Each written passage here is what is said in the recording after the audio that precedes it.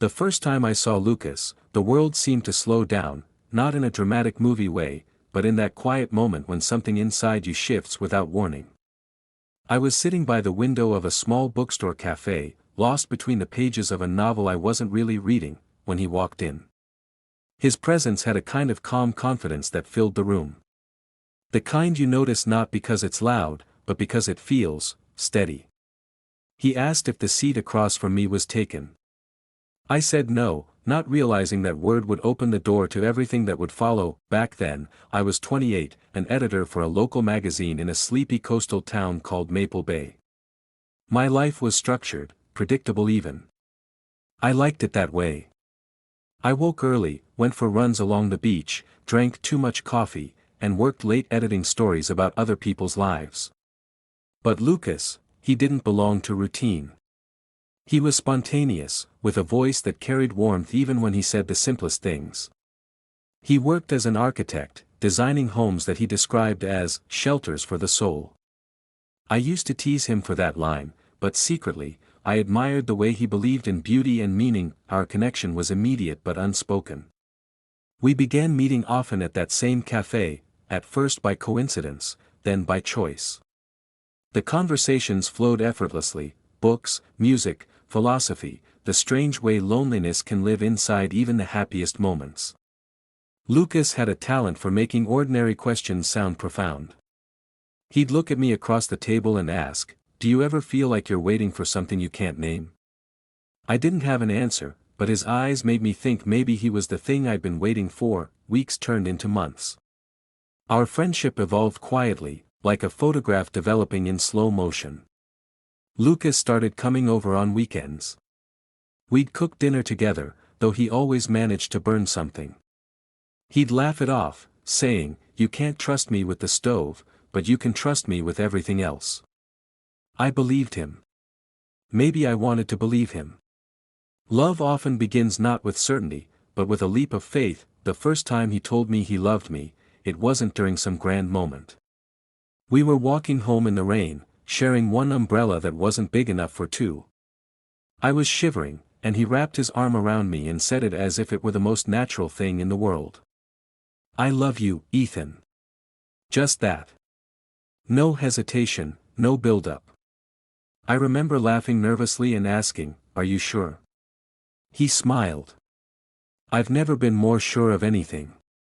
That night, I wrote those words in my journal, afraid I might forget how they sounded. I didn't know then that I'd one day remember them for an entirely different reason. For a while, everything felt easy. Lucas and I created our own rhythm: morning coffee, late-night movies, quiet Sundays at home. My friends noticed the change in me. "You seem lighter," one of them said.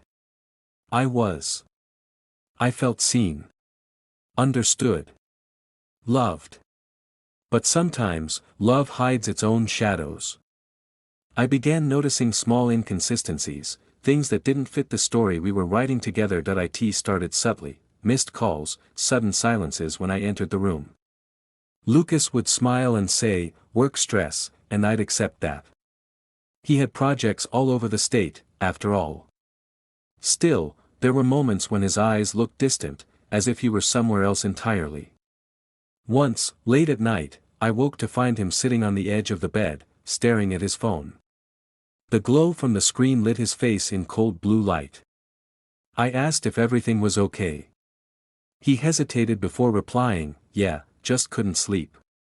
He turned off the phone then, but I noticed how tightly he held it, as if afraid it might reveal something he wasn't ready to share. I tried not to dwell on it. Love, I told myself, requires trust.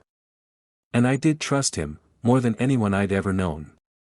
Yet, a quiet unease began to grow inside me, like a small crack in glass you can't unsee once you've noticed it. One evening, as we sat watching the sunset from the balcony, Lucas seemed distant again.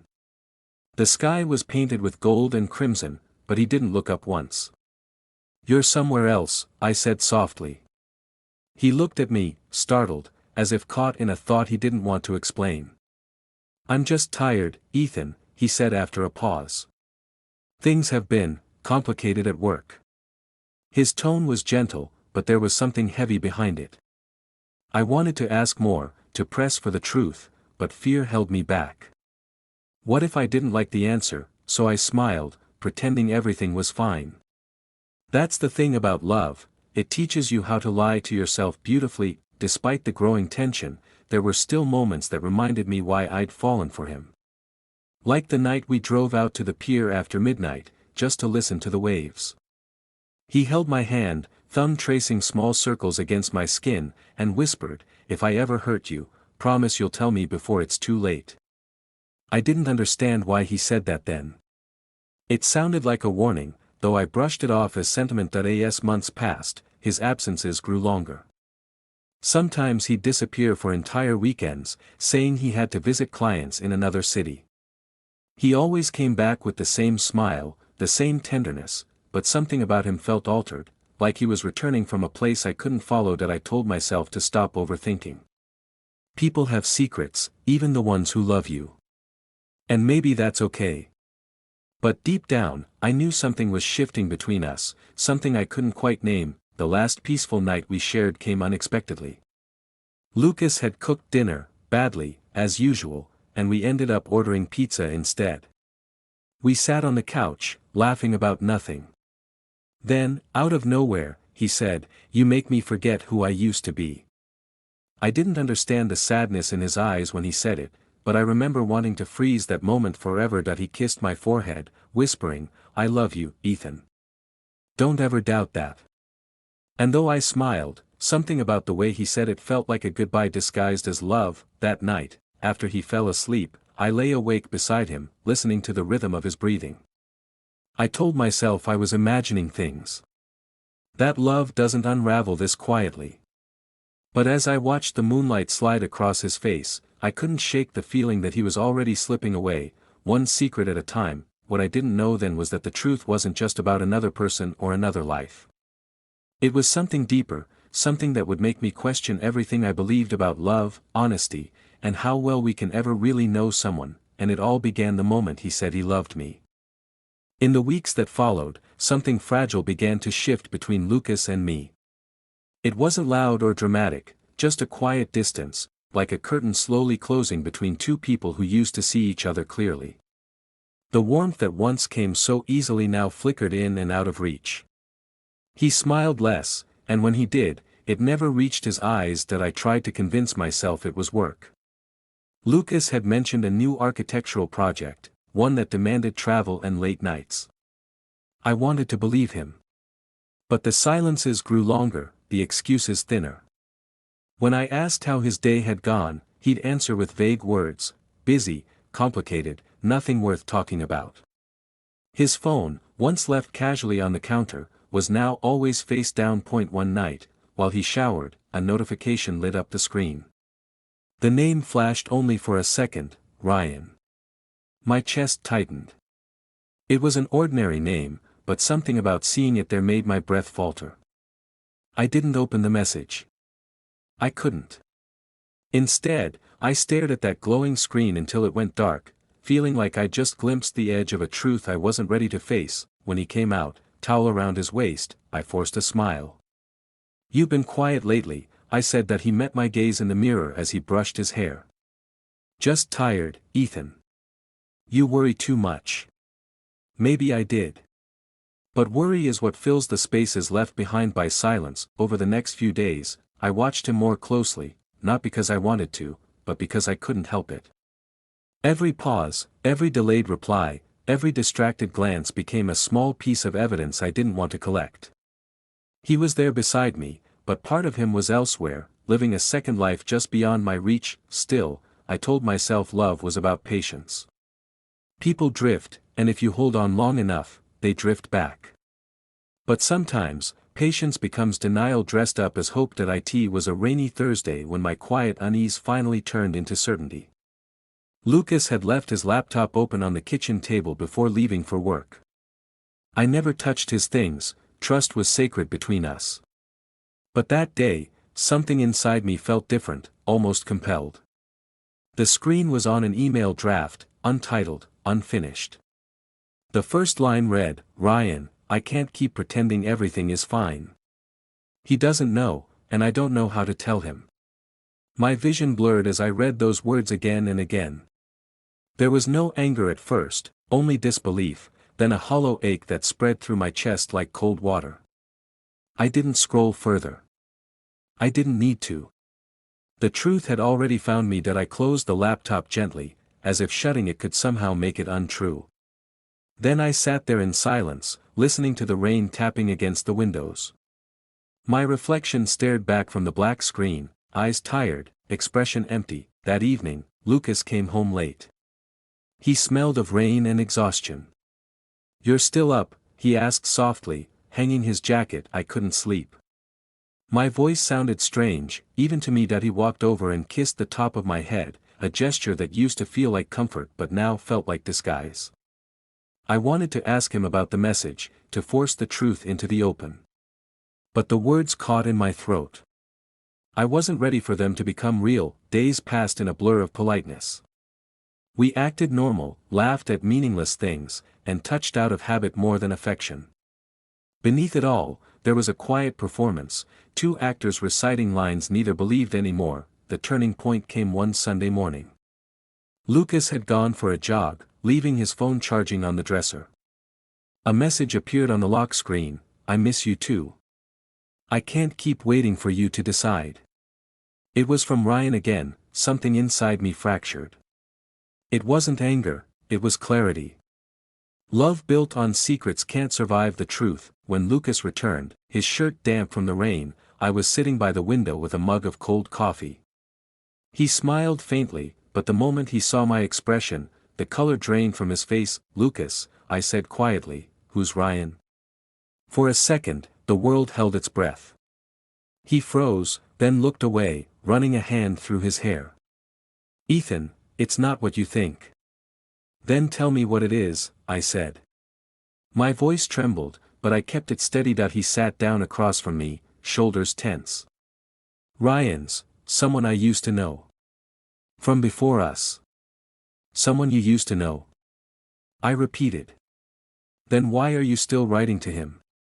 He opened his mouth, closed it again. His silence said everything. Finally, he whispered, "I didn't mean for it to happen." "What didn't you mean?" "The messages. The calls." I was confused, and he stopped, his voice breaking. "Ryan and I have history. When things got hard, I reached out to him. It was stupid. It didn't mean I stopped loving you." His words fell heavy between us. I wanted to believe him, but belief is fragile once it's cracked. "Why didn't you just tell me?" I asked. "Because I didn't want to lose you." His eyes glistened, but guilt lived behind them. "I thought I could handle it. That it would fade. But it didn't." Silence stretched like a wound neither of us could close. The sound of the rain outside was the only thing keeping the room from collapsing under the weight of unspoken pain. That I stood up slowly. "I need to think," I said, voice barely audible. He reached for my hand, but I stepped back. "Ethan, please, I'm not leaving," I said. "I just need space. To breathe. To understand what's left of us." He nodded, tears forming but unshed. "I'm sorry," he whispered. That night, I lay awake listening to the rain, wondering when love had turned into something that hurt this much. I thought about the version of Lucas I first met, the one who read poetry aloud, who believed homes could heal people. That man felt like a memory now, someone I used to know. Over the next few days, I moved through the motions of normal life, but everything felt hollow. Lucas tried to talk, but the words fell flat, fragile as paper. He said he wanted to fix things, to earn back trust. I wanted to believe that was possible. But something deep inside me whispered that the story we'd written together had already started to end. One evening, I packed a small bag. Just clothes, a book, my journal. Lucas stood at the doorway, his voice breaking when he asked, "Where will you go?" "Just away," I said softly. "For a few days." He didn't try to stop me. Maybe he knew he couldn't. As I drove through the quiet streets of Maple Bay, the world outside blurred through the car window. The rain had stopped, but the air still smelled like it remembered. My phone buzzed once, his name on the screen. I didn't answer in that moment. I wasn't angry. I wasn't even heartbroken. I was just empty. The kind of empty that comes after a truth too heavy to carry, and somewhere inside that silence, I knew this wasn't the end of the story. It was only the beginning of finding out what he had really been hiding all along. The cabin sat on the edge of a quiet inlet, surrounded by pine and the soft murmur of waves. It wasn't far from Maple Bay, but it felt like another world, one untouched by memory or regret. I'd come here before, years ago, when I needed silence to think. Now that silence felt heavier, like it was listening. For the first 2 days, I did nothing. I walked along the rocky shore, made coffee I didn't drink, and reread old journal pages that blurred together with tears I didn't expect. Every thought circled back to Lucas. The way he smiled, the sound of his laughter, the lies that threaded quietly between his words. I kept trying to decide which version of him was real, the man who loved me or the man who hid things from me. Maybe he'd been both. Maybe we all are at night. I'd lie awake listening to the wind against the windows, haunted not by anger but by the softness of what we'd lost. Betrayal doesn't always arrive with shouting. Sometimes, it comes wearing a familiar voice whispering your name. On the third morning, I woke to the sound of gulls and found a small envelope slipped under the door. My name was written in Lucas's handwriting, steady, careful, the way he used to label his blueprints. My first thought was confusion. My second was fear. Inside was a letter, 3 pages folded neatly. His words were measured but trembling at the edges. Ethan, I don't know where to begin. Maybe I should have told you everything sooner, but I was afraid that if I did, you'd look at me differently. I never wanted to hurt you, but I did, and for that, I'll spend whatever time I have left trying to make it right. The truth isn't about Ryan, not in the way you think. Yes, he and I talked again, but not because I wanted to leave you. He's known me longer than anyone else. When I got the diagnosis, I didn't know how to tell you. I could barely say it out loud to myself. Ryan was the only one who knew what I was facing, and I needed someone who had seen me before all this, before fear started defining me. Ethan, I'm sick. It's not something I can fight for long. I wanted to protect you from watching it happen, from watching me disappear piece by piece. That's the secret I've been hiding. Not because I didn't love you, but because I loved you too much to let you carry it. Please forgive me, not for the silence, but for underestimating your strength. Always, Lucas. The words blurred as I read them, tears falling faster than I could wipe them away. I read the letter again and again, each time realizing how wrong I'd been about everything. The late nights, the distant looks, the messages to Ryan, they weren't signs of betrayal, but of fear. He hadn't been running from me, he'd been running from time that I drove back to Maple Bay before noon, the road stretching endlessly ahead, the sky pale and cold. My hands shook on the steering wheel. When I reached our apartment, it felt smaller, quieter, as if it already knew what I was about to face. Lucas was sitting by the window when I walked in, wrapped in a blanket, a cup of tea untouched beside him. His face was thinner, his skin pale under the fading light. He looked up when he saw me, surprise flickering into something like relief. You got the letter, he said softly. I nodded.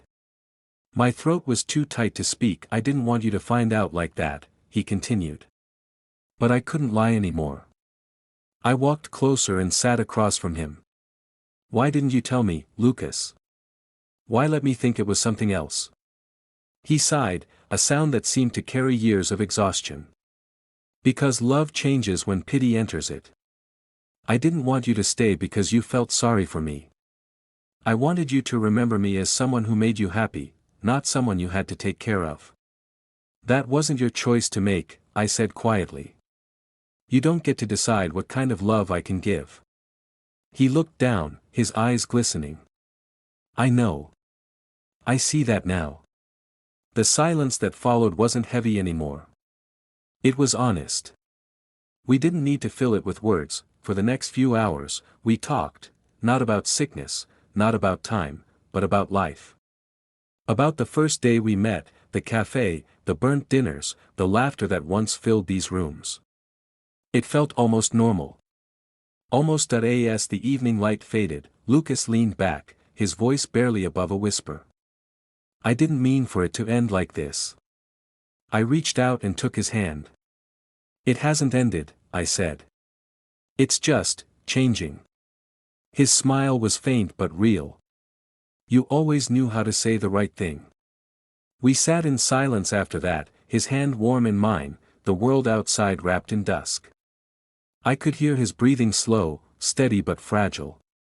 And in that moment, I realized love isn't measured by how long it lasts, but by what it survives. Over the next few weeks, I stayed with him.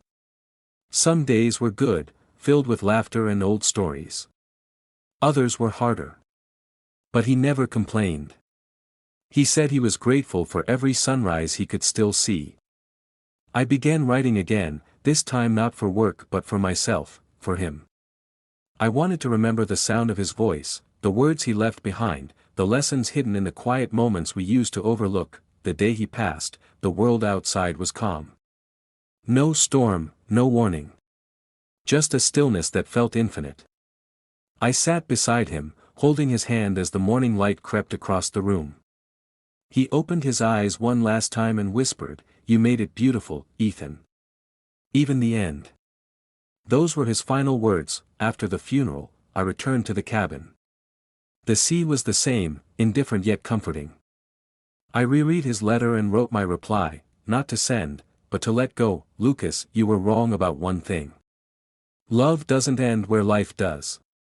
It lingers, in the quiet spaces, in memory, in the way I still wait for your voice when I wake. You thought you were protecting me from pain, but love doesn't need protection. It needs truth. And you gave me that in the end. Wherever you are, I hope you finally found peace. When I finished, I folded the letter and placed it under a small stone by the shore. The tide would take it eventually, carrying his name back into the endless blue he always loved. That I stayed there until the sun sank beneath the horizon, the sky burning in shades of gold and violet. For the first time in months, I didn't feel broken, just changed. Some secrets destroy love, others reveal what love truly means. Lucas's secret did both. As I walked back toward the cabin, the wind brushed against my face like a whisper. I could almost hear his voice again, soft and certain, saying the words that began it all, "I love you, Ethan. Don't ever doubt that." And this time, I didn't.